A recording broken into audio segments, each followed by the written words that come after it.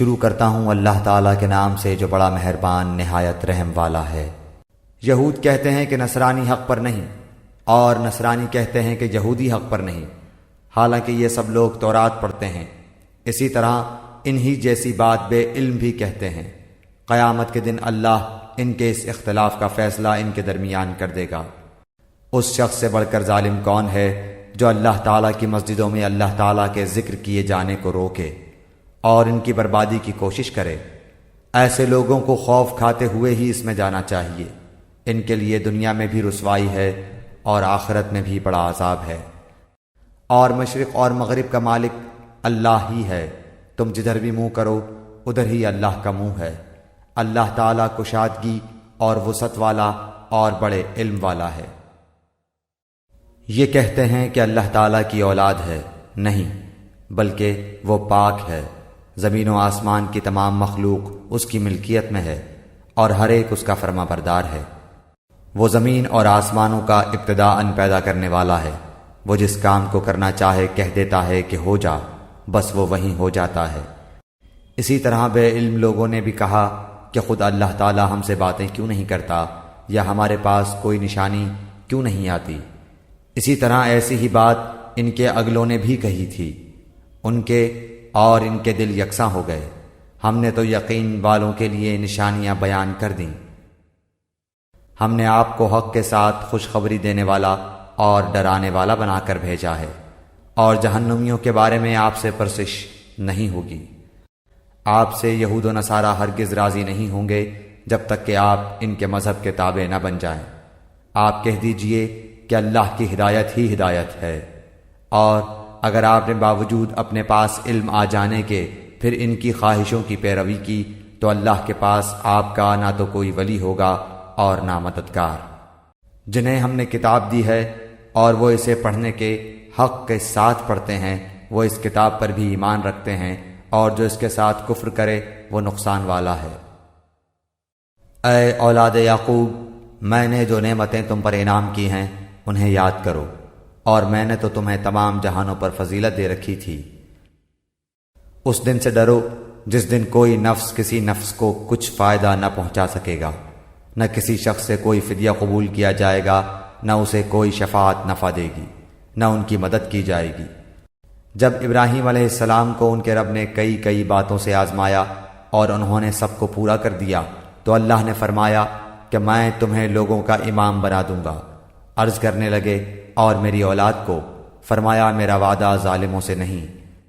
ہم نے بیت اللہ کو لوگوں کے لیے ثواب اور امن و امان کی جگہ بنایا، تم مقام ابراہیم کو جائے نماز مقرر کر لو۔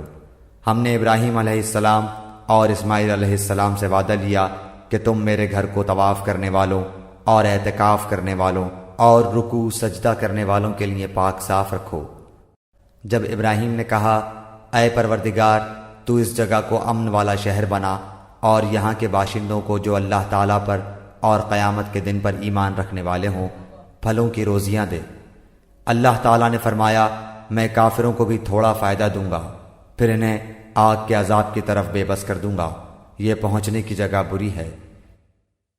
ابراہیم علیہ السلام اور اسماعیل علیہ السلام کعبے کی بنیادیں اور دیواریں اٹھاتے جاتے تھے اور کہتے جا رہے تھے کہ ہمارے پروردگار تو ہم سے قبول فرما، تو ہی سننے والا اور جاننے والا ہے۔